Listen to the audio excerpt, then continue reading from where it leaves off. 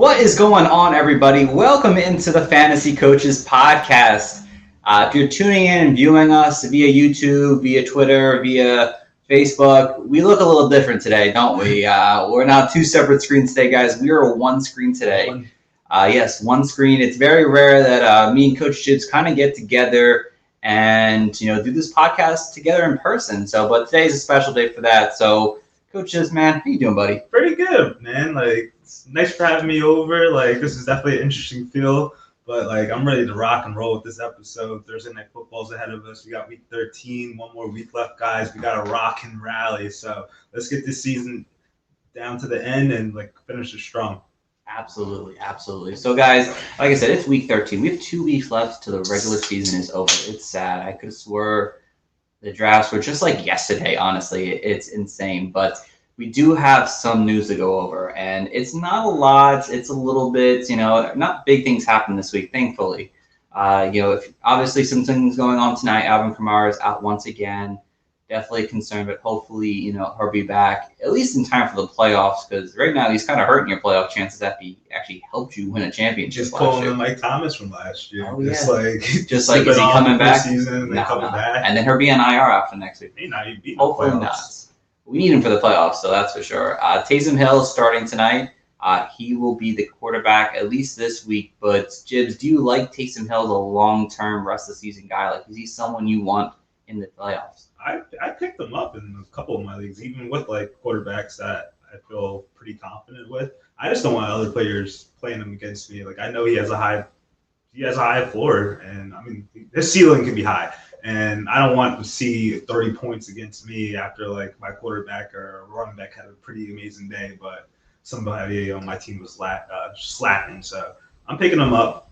It's always good to have a backup quarterback, especially in the playoffs. Definitely. And he's got that upside as a backup quarterback that you could start if things go good. Obviously, if you're listening right now, if you're trying to start him tonight, I'd hesitate, honestly. I wouldn't want to, just because he does have that foot injury that's currently there lingering. They said he was a full participant in practice, but, injuries happen in real-life situations. And for me, it's he's definitely worth a pickup right now, but he's definitely not someone I'm looking to play off the bat. I want to see it first. We haven't seen him since last year where he went off for, at least 3 or 4 games where he was really good, but that was last year. This is a completely different season, completely different offense.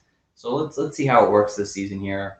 Adrian Peterson, highlights back up on the top here. He signed with the Seattle Seahawks' active roster. It was the practice squad at first, but now it's the active roster. And is AP worth a pickup, Jibs?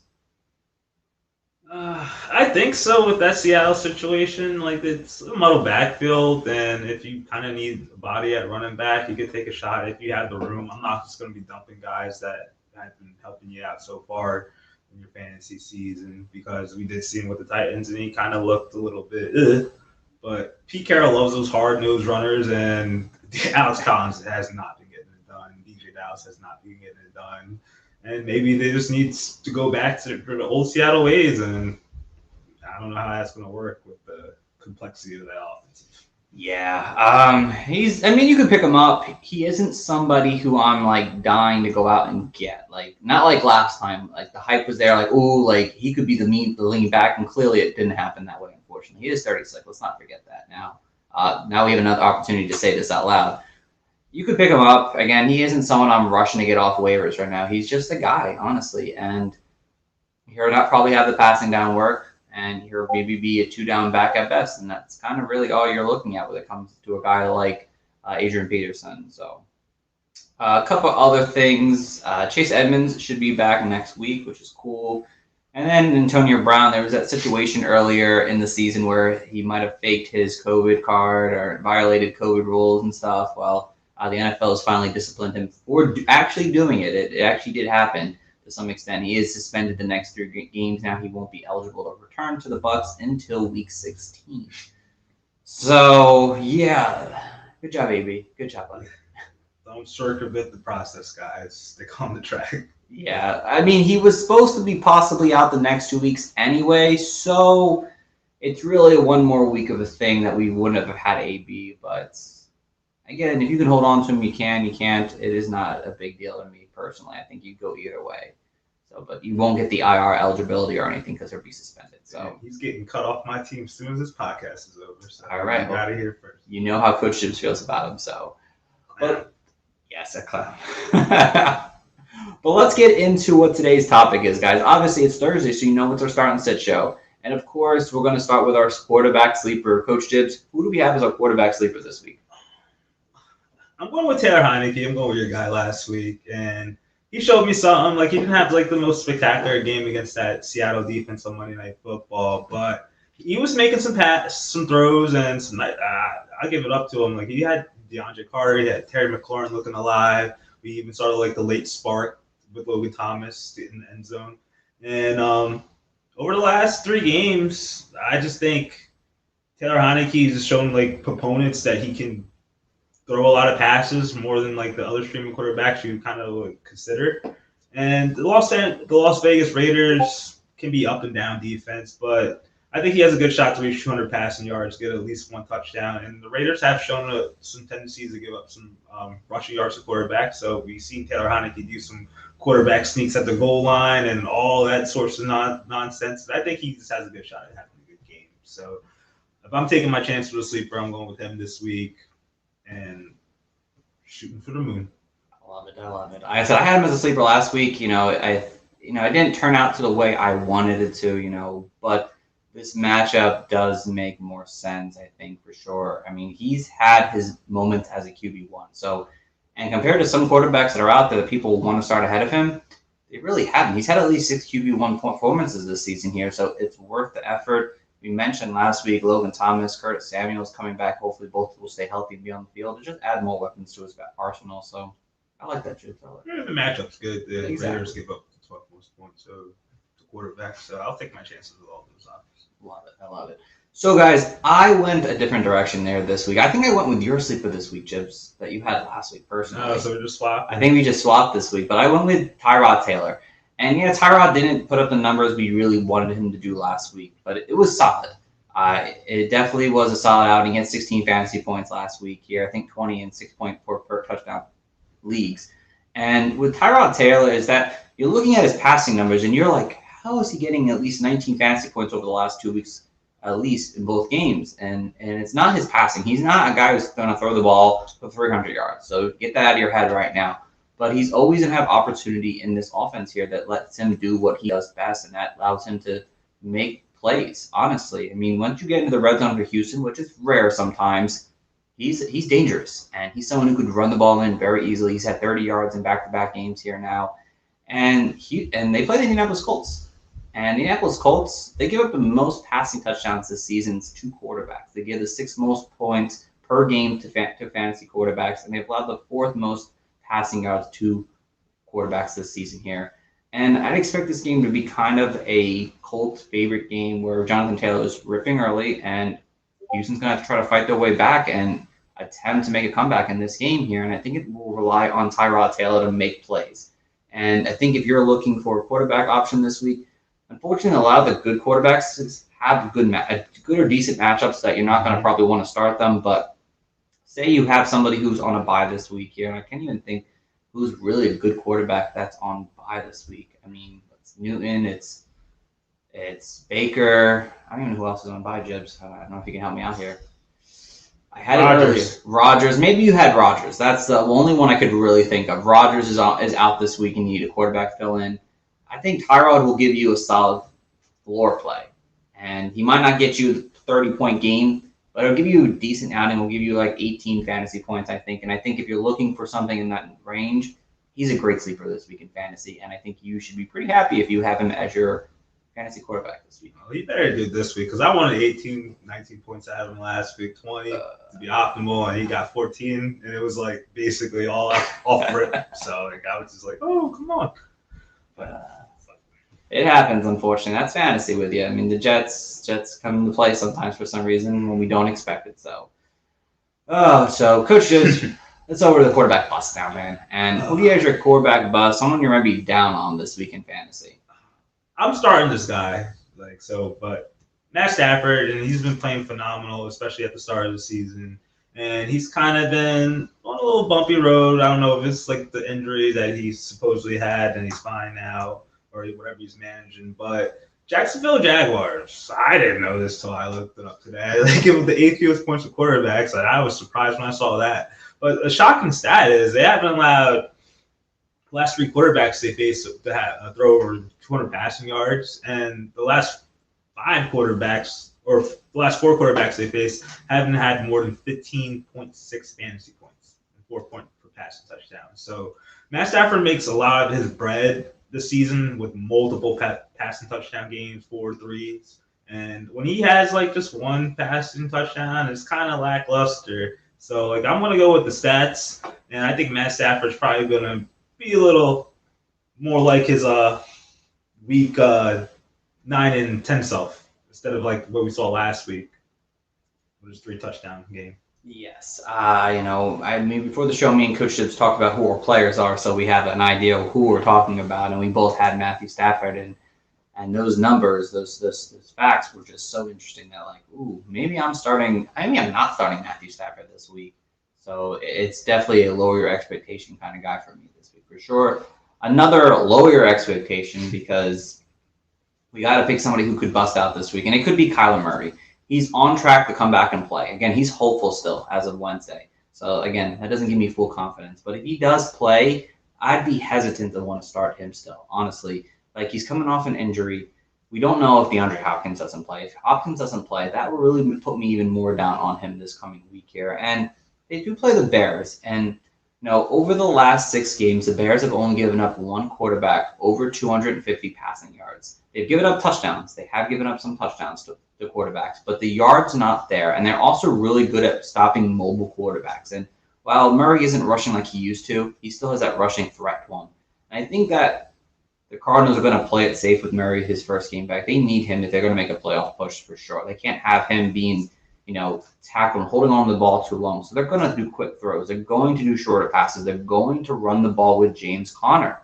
And the Bears, they're pretty vulnerable against the run. And I would be looking at Murray's that kind of had this game where it's maybe a 14, 15-point game instead of a 25 that we're expected from him early on in the season here. So if you're deciding between 2 players tonight and you think maybe you're playing Taysom Hill or Murray, I might lean Taysom Hill in that regard, even though I mentioned before that I wouldn't want to start him. But I think that with Murray, you're not getting his 100% self in this matchup, and I think I'd lower your expectation of what he's going to be doing for you in Week 13. All right, Coach Gibbs. Do we want to talk about any other quarterbacks here? Let me just look real quick. What about Carson Wentz? Do you start Carson? I would. That 3. He had a good game last week against the Bucs, and if Frank Wright lets him throw, I'll definitely start him over some of the options we just mentioned if he was the first candidate on the waiver wire. Yeah, I mean, I guess I would. He had a decent game last time, but I'm always nervous about Carson Wentz that it's going to be just a Jonathan Taylor game, and it has been the last 3 weeks here, and Carson Wentz has kind of done nothing, but you could start him. What about Tua? Do you play Tua this week against the Giants? I would. I'm in the same boat with these guys. If I have Aaron Rodgers and I'm looking on the waiver wire for a guy, I'd rather just take the guy who I know has had pretty much open reins comparatively to last season, where it basically was just kind of on a leash. Right, exactly. Brian Flores is letting this guy throw this year, so I'll go with that. Even though he's kind of sketchy for half the game and kind of performs in the second half typically. Right. And I think these quarterbacks here are guys I don't expect them to have big games, but I expect them to give you kind of what we talked about Tyrod Taylor. It gives you that 17, 18-point game ceiling where it's not wow, he helped me win a week, but he didn't really lose you the week. And I think that's what you're expecting for guys like this in that range, that Wentz and Tua range. I think you're expecting something in that nature. So, all right, let's move over to the running back sleepers here now, Coach Gibbs. Who's your RB sleeper this week? I don't even know why I'm mentioning this guy, but I guess like at 7:30 in the morning before you had coffee, like this kind of sounds good. But I'm kind of growing up now. But if I had to pick some guy off the waiver wire or a low starting option this week, I think I would consider Tevin Coleman playing the Eagles. We've seen the Jets throughout the season. They've been relying on the running backs, no matter what quarterback they had in. Either peppering down to Ty Johnson, letting Michael Carter run. And Michael Carter was getting like a pretty good bulk of the carries when he was established before his injury. And then we were waiting to see what happened last week. And look, Tevin Coleman had 16 carries. I don't know how he 16 carries, 67 yards. It ain't nothing to gloat about. But still, like if there's a guy on the waiver wire who's getting that many touches, going against the Philadelphia Eagles, who give up the 12 most points to running backs, like I'll just take that. I'll take that chances of 15 tries to get in the end zone. And I know the Eagles have been playing a little bit better, but still, like I'll just roll with him. Yeah, no, he's definitely some catches too.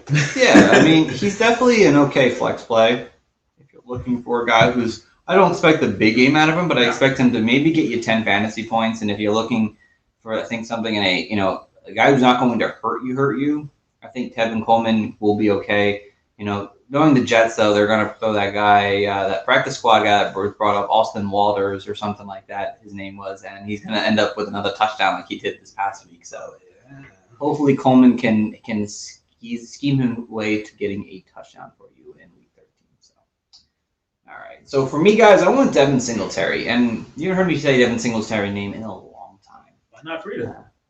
See, with Breida, I'll go into detail about both these guys. Yeah. So with Singletary, he led the team in carries. He's led the team in snaps in 3 of the last 4 games here now. And he had over 70% of the snaps this past week here now, while Breida's played 32% of the snaps. And that's my one issue with Breida is that if he saw, just a bump, even like 45, 30, 40, whatever it might be, I'd be more willing to want to go and play Breida this week. Breida is more like a boomer bust RB this week. He might do nothing or he might have a big game. Because New England, who they play, give up the 4th most fantasy points per game to running backs, and they give up the 4th most rushing yards per game to running backs. And with Breida, it's too much unknown and boomer bust potential. While with Singletary, as long as Zach Moss is out, of course, which was a surprise last week, but I think this is what the Bills are showing us. They don't like Zach Moss. They don't trust him to run the ball efficiently enough. And they're going to go with Matt Breida and Singletary, who have been at least warm and hot compared to what Zach Moss is giving us. And for guys like Devin Singletary, he's played well this year. It's not been great, because the Bills just don't run the ball that kind of way. But, he's 12th in jukes right now.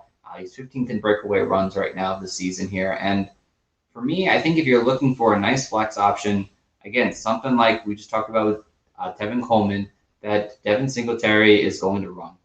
The one thing we know about the Patriots, they love to get rid of the best part of an offense, and that's obviously the pass. So the Bills will have to adjust somehow, and they have to start running the ball a little bit. If they're going to make a far run in the playoffs, they have to establish the run. And Devin Singletary continuously is always on the field this season. Last year, it might have been a little different, but this season, he seems to be their still main guy, and Matt Breida might get worked in at times, obviously, because his ability to just kind of make big plays. But Singletary is their main back, and with a favorable matchup, he could end up with a pretty, mid-range RB2 kind of game here that is going to probably surprise a lot of people this week in fantasy. Coach Tibbs. So RB bust, man. Who are we down on, man? Who are you just not feeling this week in fantasy? I haven't heard you give it up to a sleeper like that in a long time. That's your former Devin Singletary. If our boy Jesse Clark is listening, he has ripped me every single time he can get Devin Every Singletary. time you mention him. I had to give him a little love. This week, my bust is going to be Clyde Edwards-Helaire, and I know he had a good game prior to this, to his standards, 12 carries, 62 yards, and he scored a touchdown, which is pretty good, because typically he kind of gets left out in that column. But the Denver Broncos only allows 87 rushing yards per game, and we've only seen Clyde Edwards-Helaire reach over that twice so far. And obviously, the Chiefs get in the red zone, they can do anything they want. They could throw it up the hill, they could jet sweep Hill, they could just do Kelsey normal like hitch or just like give it to them like a run play. So they have so many options in the red zone. So I don't want to really like kind of like bank on like if they're in that goal line situation that Clyde Edwards-Helaire is going to get that rushing touchdown. He's probably not, but like the Denver Broncos only have allowed 5 rushing touchdowns this year, and it's week 13. So I don't think like the odds are in his favor this week. And given the situation, I just think Clyde Edwards-Helaire is probably just going to have one of those like mediocre games instead of like a game that he's projected for. Man, Mike gotta hit on my boy Clyde, man. I love Clyde Edwards-Helaire. But yeah, Chips, I agree with you, honestly. It's definitely a tough game. It will also depend on what Broncos defense shows up. Sometimes they disappear, but sometimes they show up, and this could be a game where it's division foe. It's a division game here. This is a big game, honestly, for the Denver Broncos. They want to make a shot for this division title. So yeah, it's definitely less likely to want to even play Clyde this week. So. For me this week, I went with Josh Jacobs, guys. And Josh Jacobs, and you look at him on a fantasy level, fantasy leader level, he's been an RB2 in 6 of the last 7 games. And it's like, why would you want to sit him? He's been hot. But a lot of his work is he getting a touchdown or, he's seeing like a big reception total, which is great that he's been seeing that a lot lately here. But in the one game that he didn't run efficiently and he didn't get a touchdown and he didn't see a lot of targets, he struggled. And it's been in honestly 2 games this year, even though the one game counted as an RB2, which is ridiculous. But that was a bad RB week. But they do play the Washington football team this week, and the Washington football team, they have gotten much better on defense. They have stepped up their defensive game, and they've been really good all season against running backs. They've only allowed 2 60-yard rushers this season here now at this point, and it just seems like Josh Jacobs. And I talked about him against Joe Mixon. He was a guy who. Touchdowns and lots of opportunity to run the ball. And I just don't see this game being that way where Josh Jacobs is going to see enough work in the offense here to really kind of go off and just dominate. And furthermore, that, the Washington football team has just allowed 1 rushing touchdown over the last 5 games. And Josh Jacobs' basically fantasy season has been lived off of rushing touchdowns. And to me, it's just too hard to trust this week. I think if you could go a different direction, if you could, I would take that opportunity. I understand that it's hard to sit a guy who's been hot. But this could be a real trap game for a guy like Josh Jacobs, and I'd just be looking in different directions. So for me, Josh Jacobs is my guy who I'm not feeling this week. All right, Coach Gibbs, let me see here. We got some fringe starting running backs here. Let me see if I can pull up this list here and see what we got here to kind of talk about here. So, all right. Alex Collins. Do you play Alex Collins this week? Nope. No, Alex Collins is not worthy of a start. Let's see here. What about, do you play any of the Eagles running backs? I would play both Sanders and Scott. Okay. I would probably play both of them too. I wish Sanders would be out so Scott could have a better game or vice versa. But it seems like Howard won't be the guy who plays, which the other 2 will likely play at this point. What about, let's see, what do we got? Ramondre Stevenson this week. Damian Harris, these 2 guys, tough Bills defense. Do you play either one of them? I don't want to. I think there'll be like low end like flexes, but not like RB2s. Like even though they'll probably be ranked within like that outside the RB2 range, but I wouldn't rely on them because the defense is going to be good, and you just don't know who's going to be holding the line. Exactly. I'm kind of out on both of them this week if I can. If I had to lean one way, probably be Harris still, but I'd be probably out on both of them. Let's see. So you play Ty Johnson, even though you mentioned Tevin Coleman as a sleeper. PPR flex. PPR flex. Yeah, PPR leagues, I guess you could play him as a flex play, but it really depends who plays quarterback, really, to me. I hope Joe Flacco plays, honestly, but we'll see how it goes. What about Sony Michelle this week? Do you play Sony? Because I would. The Jaguars, they do give quarterbacks some rough times, but they do allow rushing yards, and we know that Darrell Henderson's dealing with a low quad. I think he says he's going to play, but they probably will kind of like blend in stuff. But yeah, you could. Like, I wouldn't want to, but definitely there's a case for you to play. Like, definitely someone you want to get into like your little DraftKings lineup or something. DFS or bet on either, or like over-unders. Over-unders, yeah. I think if you're looking for an upside play, I think Sony Michelle could end up having a good week. Also, Henderson didn't practice today, and McVay said he's hopeful.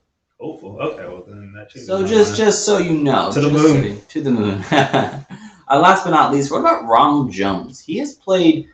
He's had 2 touchdowns over the last 3 weeks here now. Do you play him against a really bad Falcons offense? Rojo's been getting like some love. Like it's not like his formal love like 2 years ago when he was running the offense, but there's a case you can play him. I wouldn't want to because you're still kind of risking like the whole like roulette thing. I don't go anywhere. I'd rather just stay away from Ronald Jones. You can stash him, add him to your team, just in case Lenny goes down. Stash him, don't play him. He's definitely an interesting handcuff right now. I'd want to own in fantasy. So okay, yeah. I mean, I probably wouldn't play him, but like it's definitely an interesting option for you if you're struggling that badly at running back. You could have lost McCaffrey, Dalvin Cook, could have been on some bye weeks. So I thought about it, but I just can't bring myself. He's not going to do anything. I respect it. All right, so let's head over to the wide receivers now, Jibs. And who's your wide receiver sleeper this week? Sleeper. Sleeper. T.Y. Hilton. T.Y. Whoa. Okay. This has nothing to do with the stats that he's done like over this year when he was injured, but this is all about the past. The Houston Texans, guys. He's playing the Houston Texans. This man tears them up. So, like, I was just reading the stat. I know it's been in my head over the years listening to fantasy football, but this guy has 1,883 yards, 11 touchdowns against the Houston Texans.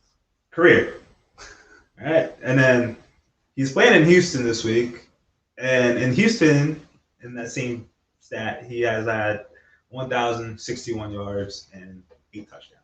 So, I think he just goes there. That's his second home. I think he might have a good week. Like this has nothing to do with like what he has done over the year. But this is my funny. He has done nothing over the year. Hey, he scored a touchdown last week, and the whole team did the T.Y. So whatever, sleeper baby. Whatever. All right, guys. So mine, I went with Josh Reynolds. You know, he put up a good game last week against the Chicago Bears, and he's got another good matchup this week. He does play the Minnesota Vikings. And the one thing about like Josh Reynolds, he led the team in targets last week, which was only 5, which isn't a huge amount. But he has that, prior chemistry with Jared Goff. And I expect it to be a game where the Lions are down and they're going to have to throw the ball a little bit more. There's no DeAndre Swift taking 10 targets a game away from the wide receivers this week. Jamal Williams will be great still, don't worry. And for me, he's been playing a heavy amount of snaps, and the Minnesota Vikings, they've allowed 7 wide receivers with 90-plus yards in the last 5 games, and a touchdown also in 4 of the last 5 games here now. Patrick Peterson is also on the COVID reserve this past week, and their secondary has just been depleted over the season here. And I would take that shot on a guy like Josh Reynolds. Last time they played, Amon St. Brown had the 6 for 80 game. I think Josh Reynolds could have a very similar game and even score this week.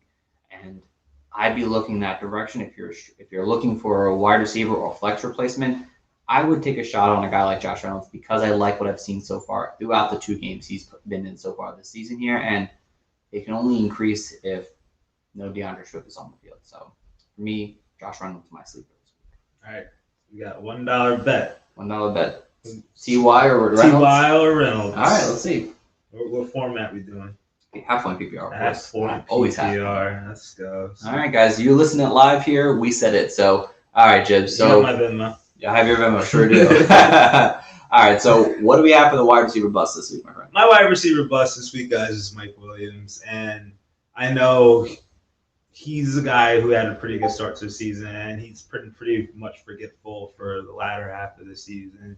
And it's getting down to crunch time, guys. And if you have this guy in your team and you're thinking about flexing him, like, just don't flex him. Just don't. Like, the guy has, unfortunately, since the bye, hasn't scored more. He has 4 games with less than 10 points in PPR format. And 1 game with over 10 points, which he scored 20, and that was 2 weeks ago. So that's not really like a bright spot on him. And then he's going against the Bengals. They give up the 7th fewest points to wide receivers this year. And they literally haven't allowed multiple wide receivers to have more than 10 points in half PPR leagues. It was 2 out of the 10 games. 2 out of the 12 games they played. So one receiver will have a good game, the other one will have a bad game. So that kind of sounds like Keenan Allen's going to have a good game, and Mike Williams going to have a bad game. And then you get to the Bengals only allowed 7 passing touchdowns this year. And with this being a passing league, I find that kind of ironic, and it's just kind of scaring the shit out of me. So I'm not starting Mike Williams anywhere, and please, just don't do it, guys. Your season's on the line. Or unless you could just get away with it, though. You can't, but I wouldn't do it. I respect it, honestly. And I'm staying in this same game, guys. And I'm going with T. Higgins. T. Higgins definitely surprised many people last week and had a great game. I love T. Higgins. I love the talent. But T. Higgins has had just 2 games all season with wide receiver 2 status or better. And yes, he missed a game or 2 here, but still, he's played a decent amount of games where he just isn't getting the respect. Not the respect, but the production that we want out of him. There's a lot of mouths to feed here, and they're leaning on Joe Mixon when they can. And this is a good game for Joe Mixon. Chargers are terrible against running backs. And also bad against tight ends, future note later. But the Chargers allow the second fewest yards this season to wide receivers and the second fewest touchdowns to wide receivers this season. They've only allowed 2 touchdowns to wide receivers this season. Recently, they have been a little more lenient to wide receivers. They have allowed 100-yard wide receiver in 3 of the last 4 games. But thinking about T.Y. now. Yeah. T. Higgins isn't the number 1 wide receiver. We saw Jamal Chase take the backseat last week in fantasy, and I expect him to kind of reemerge and have a great game in terms of his yardage. He might not score, but he might end up – he's their big play guy, and he's going to get the yardage. T.Y. is that, kind of throw it up, and he's going to catch the ball a lot of times, win or not. And for me, I'm just a struggle to want to play him consistently again this week. If you want to go off the hot streak, go for it. But it's just too risky for me. I don't trust it. Tough matchup. And I prefer to go a different direction if you can. I know he was a top tier pick that you picked him, but I'd lean a different direction if you can. All right, so Jibs, let's see what we have for a fringe starting wide receivers that we may or may not want to play this week here. Let me head down to my Fantasy Pro. That's where we do most of these rankings listed from. So, all right, do you play Emmanuel Sanders or Cole Beasley this week? Against the Patriots, I'll play Starting Beasley. either. Actually, I don't want nothing to do with them, but I would prefer Beasley over Sanders at this point. Okay.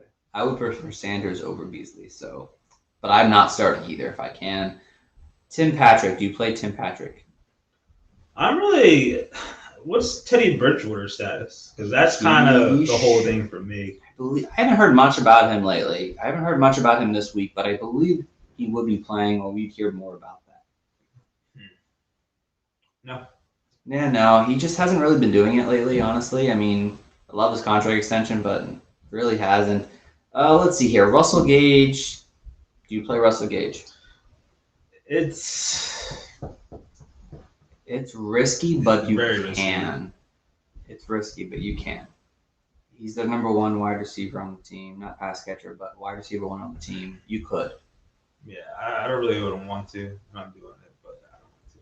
I'm held at hostage, guys. What about Kendrick Bourne or Jacoby Myers? I'm a Bourne guy. You play Bourne even in a tougher matchup? Mm-hmm. Okay. I agree with you, honestly. I think Kendrick Bourne's a fine play. Jacoby Myers is going to play against the new number 1 cornerback of the Bills, because Tre'Davious White is now out for the season. So this matchup might not be as bad as many people think it's going to be. Tre'Davious White is a lockdown corner, and I think without him, the secondary is going to struggle a little bit. And I think Kendrick Bourne could end up having a good game. Do you play Kenny G this week? Depends who the quarterback is, honestly. If it's Daniel Jones. Yes. If it's Mike Glennon. No. I think I might rather have Mike Glennon play quarterback, to be honest. I don't know if I even want to play Daniel Jones. I'd rather play Mike Glennon. If Mike Glennon plays, I'm okay starting Kenny G. But if Daniel Jones plays, I probably don't want to, honestly. That's how I feel about it. It's sad. How about AJ Green? You play AJ Green if Kyler Murray comes back. Or even Cole Kmet. I mean, not Cole Kmet. Cole Kmet. Christian Kirk. I would. Well, I just going back to when Kyler was in the offense and early on in the year, I think I would prefer Green over Kirk, how they were used. Okay. I would start both of them if Kyler plays. I like it still. I don't like Kyler that much, but I think they could end up getting good yardage. The Bears aren't good against wide receivers, so I'd be okay starting them. What about Rashard Bateman? Last one. Rashard Bateman hasn't really performed. He hasn't really had that breakout game yet, but the Steelers aren't. Their secondary isn't that great. Nah. Yeah, no, I want to see him have a really good game again. He's kind of been quiet the last few weeks now. I want to see him break out again. So I'll wait on a guy like Rashad Bateman this week. So, all right. So, Jib, let's head over to the last two. Tight end sleeper. Who you got? Foster Moreau. This is obviously depends if Waller's playing or not. And if he does not play, I think you have like a locked and loaded near to the top 10, 12-ish tight end for the week. And we did see when Darren Waller was out, this guy had a pretty dominating performance. I think he had 18 points in PPR league. So just a wall replacement, and I'm just going to believe that the Oakland Raiders, they use their tight ends a lot, no matter who it is. You see the backup tight end get love. He's a backup tight end. He's gotten love at some time. He has a 9% red zone target share, and Waller actually had pretty dominating, hefty, look it up, 22% target share in the red zone. So, I'm not going to say this guy's just going to automatically jump to that 22% range when they get into the red zone, but you can expect this guy to probably be looked at more often throughout the game. So, I like Foster Moreau. And he's going against the football team this week. They allow 58 yards to tight ends this year. So, I think it's a good shot for him to get some yardage as a streaming option. Okay, I like it. Hold on, I just had a little. Okay. Just want to make sure Zeke's playing tonight. You know, he's had his regular role from what Dan Quinn says. So yeah, we got to do. Well, we'll get there. Regular role. We're almost done. So that's pass blocking, guys. Pass blocking, yes. Oh God. But yeah, I like that. I like that pick there a lot, Jib. So for me, guys, I went with CJ Uzomah. And CJ Uzomah he's been kind of struggling the last few weeks. He's got literally 3 catches for 9 yards in back-to-back weeks. Not really great, but they do play the Los Angeles Chargers, who give up the second most fantasy points per game to tight ends. While they're not giving up a lot of yards, they've only given up one tight end over 40 yards over the last 5 games. They're giving up plenty of touchdowns. And I think in this game where the wide receivers will be kind of on lock, CJ Uzomah is going to get opportunities in the red zone this week. And he's more of that boom or bust, tight end or nothing play for him for this week. And I think if you're looking for a tight end, maybe you just haven't really found your tight end. Maybe you picked up Cole Kmet a couple weeks ago and he's got a tough matchup. Maybe you found, I know, Darren Waller and you can't get Foster Moreau. A guy like CJ Uzomah could be a nice big play opportunity for you in fantasy this week. And if you're looking for, the big play because you're maybe needing this win this week, CJ Uzomah can give you that big play, I think, for you this week in fantasy because of the matchup. And he is seeing targets, not a lot, but he's still seeing targets in this offense, and they do throw the ball a ton. So CJ Uzomah is my sleeper tight end this week. So, all right, Coach Gibbs. Tight end bust, man. The last one of the night. Who is someone you're down on this week in fantasy? Let's see. Plan. Oh, yeah, okay. Zach Ertz, and the Cardinals have been without their 2 prominent offensive weapons for the last 3 weeks or so. They didn't have Murray, they didn't have Hopkins. They've been relying on Kirk, as we mentioned. They've been relying on Green, and they have been relying, especially on Zach Ertz. And I think the quarterback shift will definitely change the target perspective from what we saw. And I don't think Ertz is going to be getting that dominant target share that he was in week 11, but I think he's going to go back to his week 9 and week 10 kind of stuff. And I don't think that's just going to be feasible for you to start him. I think he's going to be probably just outside the top 12 this week, but I just don't want to take that shot with the Bears this week. Yeah, no, I am not feeling that matchup either as this week. I agree with you, James, on that. So for my tight end guys, I went with TJ Hawkinson. And TJ Hawkinson hasn't really done anything with the last few weeks now. He's been kind of quiet as it turns of a tight end. Really, honestly, if you look at his season, what we expected from him because of the opportunity, pretty much of you could say a bust. We talked about that tight end 5-6 range. it kind of sucked. But Mark Andrews played well, but T.J. Hawkinson really hasn't lived up to that standard, at least after the first few weeks. And we played the Minnesota Vikings. They've allowed 1 touchdown all season to tight ends. It happened 2 weeks ago. And, over the last 6 games, they've allowed 2 tight ends to reach over 30 yards. And the last time T.J. Hawkinson played this team, he was 3 for 22. For me, it's just too hard to trust. I'd look a different direction. I know he's a top-tier tight end. I know you put a big draft pick on him, but if you're looking to win this week, he is just not going to – I don't think he's going to help you out. I think you might want to look on waivers and see if there's someone else, like a Jack Doyle. Maybe a Foster Moreau is still out there. Look for these guys. CJ Uzomah, if you're desperate. Look for these guys over a guy like T.J. Hawkinson this week because I think he's going to end up with another dud game for us in fantasy.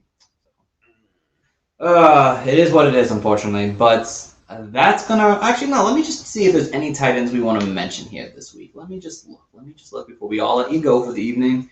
Let's see. Tight ends. Let's see here. You playing Noah Fant this week? Sure. Yeah, I'm okay with it. What about Hunter Henry?